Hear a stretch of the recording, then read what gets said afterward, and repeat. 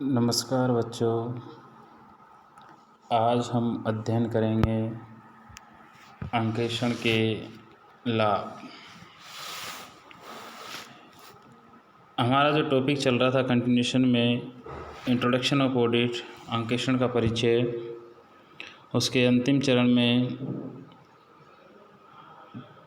हम अंकेक्षण के लाभ, एडवांटेज ऑफ ऑडिट के बारे में अध्ययन करेंगे। यानी कि एक व्यवसाय में ऑडिट के क्या क्या फ़ायदे होते हैं।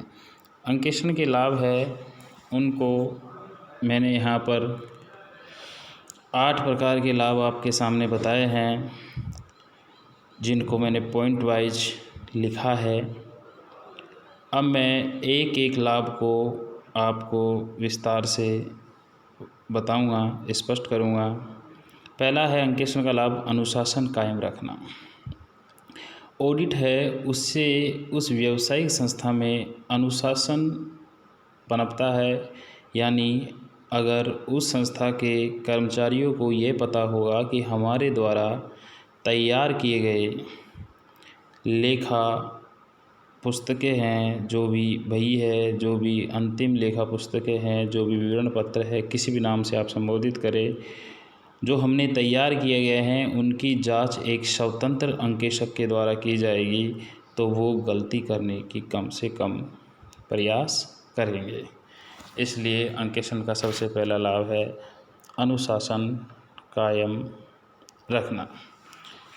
नेक्स्ट है, दूसरा लाभ है भ्रष्टाचार को समाप्त करने में सहायता।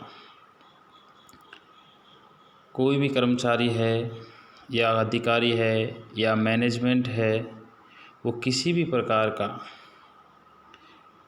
कार्य करता है जो भ्रष्टाचार की श्रेणी में आता है, तो वो अंकेक्षक के द्वारा अपनी जांच के दौरान पकड़ लिया जाता है।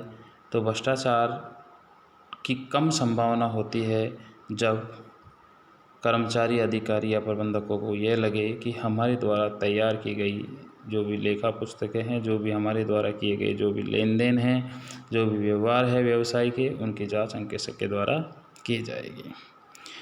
नेक्स्ट है तीसरा अंकेक्षक का लाभ, अंकेक्षण का लाभ, अनियमितताएं, त्रुटि एवं गबन को प्रकट करना। अंकेक्षक के जो भी कार्य थे उनमें अपने देखा था, अंकेक्षक त्रुटियों का पता लगाता है, गबन का पता लगाता है, त्रुटियों व गबन को रोकता है। तो ये भी एक अंकेक्षण का लाभ है। अंकेक्षण के द्वारा त्रुटि, गबन और जो भी अनियमितताएं जो बढ़ती गई है, उनको आसानी से पकड़ा जा सकता है। नेक्स्ट 4 नंबर पे है व्यवसाय की सही आर्थिक स्थिति को बताता है। यानी अंकेक्षण है, उसके द्वारा जो अपनी रिपोर्ट प्रस्तुत की जाती है, अंकेक्षण के दौरान जो भी कार्य किया जाता है, जो भी जांच की जाती है, उसकी एक रिपोर्ट अंकेक्षक के द्वारा उस कंपनी की साधारण सभा में प्रस्तुत की जाती है, जिसके अंतर्गत उस कंपनी के अंतिम खातों के संबंध में अंकेक्षक अपनी राय प्रस्तुत करता है। अर्थात हम यहाँ कह सकते हैं कि अंकेक्षण का जो लाभ है वो यह है कि व्यापार की सही आर्थिक स्थिति को बताता है। यानी उस संस्था की जो आर्थिक स्थिति है उसको सही चित्रित करने का काम भी अंकेक्षक का होता है। कर्मचारियों एवं प्रबंधकों को सावधान करता है अंकेक्षण, ये 5वां लाभ है। यानी जो भी एम्प्लॉय है उस संस्था में लगे हुए हैं, जो मैनेजमेंट है, वो एम्प्लॉय या मैनेजमेंट जब कार्य करते हैं तो वो अपने मन में ये ध्यान रखते हैं कि ये सावधान रहते हैं कि हमारे द्वारा किए गए कार्य की जांच एक योग्यता प्राप्त अंकेक्षक के द्वारा की जाएगी, इसलिए वो कम से कम गलती करने का कार्य करते हैं। यानी कम से कम गलती हो, ऐसी संभावनाओं को ध्यान में रखते हुए अपने कार्य को अंजाम देते हैं। अंकेक्षण का जो नेक्स्ट लाभ है विनियोजकों की रखवाली करना। यानी आपने पहले भी अध्ययन किया है, हमने आपको बताया था कि अंकेक्षक एक रखवाली करने वाले कुत्ते के समान है, एक शिकारी कुत्ते के समान नहीं। यहाँ पर जो छठा लाभ बताया है विनियोजकों की रखवाली करना, यानी उस संस्था में जो पैसा इन्वेस्ट किया है, जो इन्वेस्टर्स है उनको हम हिंदी में विनियोजक कहते हैं, उनका पैसा सही जगह पर काम में आ रहा है या नहीं, उनके पैसे का मिसयूज तो नहीं किया जा रहा। उनको यह संतुष्टि प्रदान होती है कि हमारे द्वारा जो पैसा लगाया गया है उस पैसे का सदुपयोग किया जा रहा है, हमें कितना लाभ हो रहा है, कहीं हमें हानि तो नहीं हो रही, कोई गड़बड़ी तो नहीं की जा रही, किसी तरह का कोई गबन तो नहीं किया जा रहा। ये सारा विश्वास उन्हें एक अंकेक्षण के द्वारा दी गई रिपोर्ट के माध्यम से होता है। सातवां है सच्चाई व ईमानदारी का प्रमाण, यानी अंकेक्षण सच्चाई और ईमानदारी का प्रमाण है। और सबसे अंत में हम अंकेक्षण का लाभ आपको बताते हैं बच्चों, कर्मचारियों की कर्मठता एवं योग्यता का प्रमाण मिलना। तो आपको अंकेक्षण के जो लाभ है वो हमने पॉइंट 1 से पॉइंट 8 तक बताए, उनके बारे में कुछ विस्तृत चर्चा भी की। यानी अंकेक्षण का लाभ उन संस्थाओं के लिए भी है, यानी अंकेक्षण उन संस्थाओं को भी करवाना चाहिए जिनके लिए अंकेक्षण अनिवार्य नहीं है। यानी जो साझेदारी फर्म है या एकल व्यवसाय है, एकल व्यवसायी साझेदारी फर्म जिनको अंकेक्षण करवाना अनिवार्य नहीं है, उनको भी इन लाभों को ध्यान में रखते हुए अपने जो लेखा पुस्तकें हैं उनकी जांच एक स्वतंत्र निष्पक्ष ईमानदार अंकेक्षक से करवानी चाहिए। अब हम देखो, किसी भी कोई भी कार्य ले लो, कोई भी आप प्रक्रिया ले लो, या कोई भी आप ये मानोगे कि उसके हमें लाभ है तो उसकी कुछ हानियाँ भी है, उसकी कुछ लिमिटेशन भी है, उसकी कुछ सीमाएं भी है और उसकी कुछ मर्यादा है।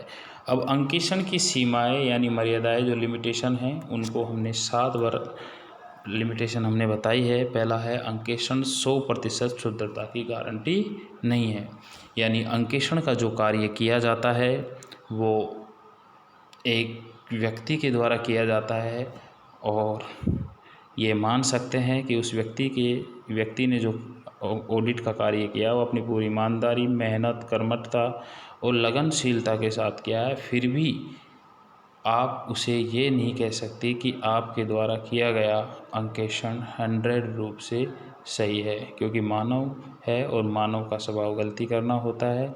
इसलिए अंकेक्षण 100% शुद्धता की गारंटी नहीं है। ऑडिट करने के पश्चात भी उन लेखा पुस्तकों में कुछ गलतियां रह सकती है। 2 नंबर पर अंकेक्षण द्वारा सब गबन आवश्यक रूप से प्रकट नहीं होते हैं। देखो पॉइंट 1 भी यही कहता था कि अंकेक्षण 100% शुद्धता की गारंटी नहीं है। इसी प्रकार पॉइंट नंबर 2 है कि अंकेक्षण की ये सीमा बताता है कि ये आवश्यक नहीं है कि कोई गबन आवश्यक रूप से प्रकट हो।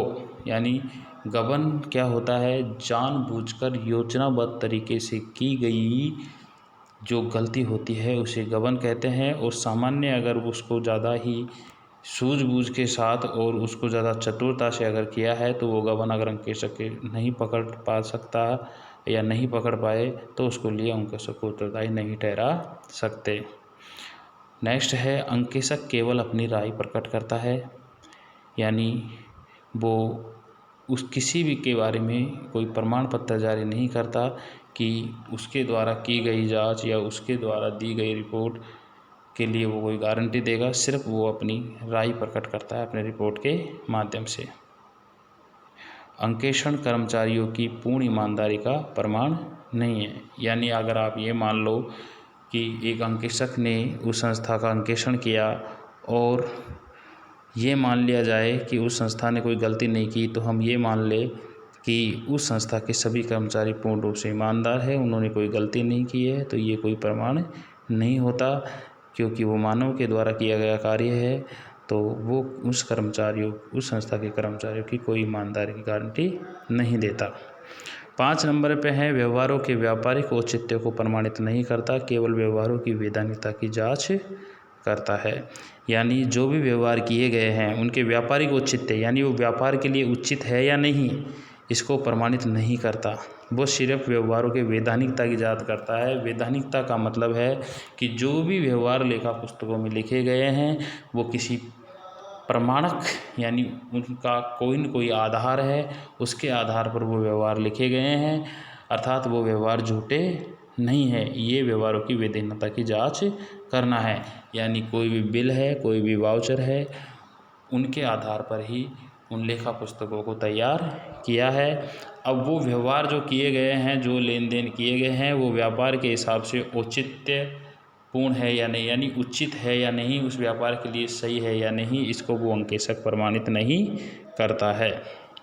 नेक्स्ट है अंकेषण तुच्छ बातों पर ध्यान नहीं देता। तुच्छ का मतलब है ऐसी जो माइनर मिस्टेक होती है उन पर ऑडिट में ध्यान नहीं दिया जाता है। जो भी महत्वपूर्ण होता है, जो भी महत्वपूर्ण प्रलेख होते हैं, जो भी महत्वपूर्ण लेन देन होते हैं, उन पर विशेष फोकस किया जाता है। और सबसे अंत में हम अंकेषण की सीमा बताएंगे। अंकेशक को व्यावहारिक स्वतंत्रता की कमी रहती है। यानी यहाँ अंकेषण को व्यावहारिक स्वतंत्रता की कमी रहती है। यहाँ ये कहना चाहता है कि भाई एक अंकेशक की नियुक्ति उस कंपनी के साधारण सभा में की जाती है। जो मैनेजमेंट होता है वही उनका वेतन मैनेजमेंट के द्वारा दिया जाता है, मैनेजमेंट के द्वारा ही उसकी नियुक्ति की जाती है। तो कहीं न कहीं अप्रत्यक्ष रूप से वो उस मैनेजमेंट से प्रभावित रहता है। तो वो हम ये कह सकते हैं कि अंकेशक 100% स्वतंत्र होकर उस संस्था में कार्य नहीं कर पाता है। अब देखिए बच्चों, हम आगे आपको अंकेषण के आज हमने लाभ बताए, अंकेषण की सीमा यानी मर्यादाएं क्या बताई। अब अंकेषण की प्राविधियाँ यानी अंकेषण करते समय कौन कौन से मेथड का प्रयोग किया जाता है। ऑडिट यानी जांच करते समय ऑडिट की कौन कौन सी टेक्निक है, उन टेक्निक के बारे में कई टेक्निक देखो कई प्रकार की हो सकती है। एक ऑडिटर के कई प्रकार के तरीके हो सकते हैं जांच के, लेकिन सामान्यतः वो ऑडिट के जो टेक्निक फॉलो करता है उनको हमने यहाँ आपको बताया है। पहला है भौतिक परीक्षण, फिजिकल एग्जामिनेशन।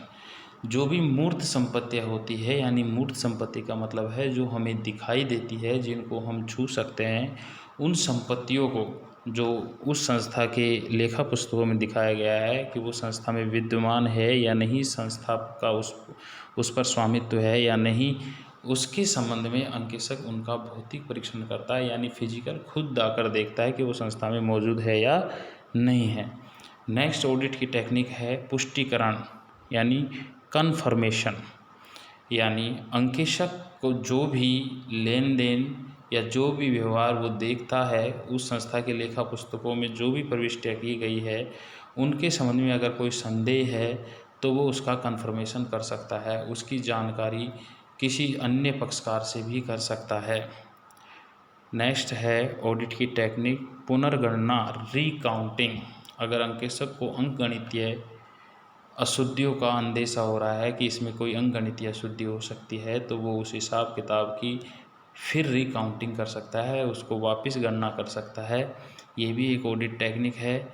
और नेक्स्ट है वित्तीय विवरणों का विश्लेषण। ये भी अंकेषण की पर टेक्निक है, ऑडिट टेक्निक है। वित्तीय विवरणों के विश्लेषण में हम फाइनेंशियल अकाउंटिंग में पढ़ते हैं, जैसे रेशो एनालिसिस हो गया, फंड फ्लो हो गया, कैश फ्लो हो गया, वर्किंग कैपिटल के स्टेटमेंट से रिलेटेड हो गया, और कई प्रकार की अन्य और भी तकनीकियाँ हैं जो वित्तीय विवरणों का विश्लेषण करते हुए अंकेशक अपने अंकेषण कार्य को अंजाम देता है। और सबसे अंत में अंकेशक एक प्रवाह चार्ट का उपयोग करते हुए भी अपना अंकेषण कार्य संपादित करता है। तो सामान्य ये ऑडिट की टेक्निक थी जो एक ऑडिटर अपने ऑडिट कार्य के दौरान करता है। भौतिक परीक्षण वो स्थायी संपत्तियों के संबंध में करता है। पुष्टिकरण कन्फर्मेशन अगर उसे कोई संदेह होता है तो उस संबंध में करता है। और पुनर्गणना वो कोई भी अंकगणितीय जो भी कैलकुलेशंस होती है उनके संबंध में करता है। ये सारी बातें आपको हमने बताई। बच्चों, आज का अध्याय है उसका समापन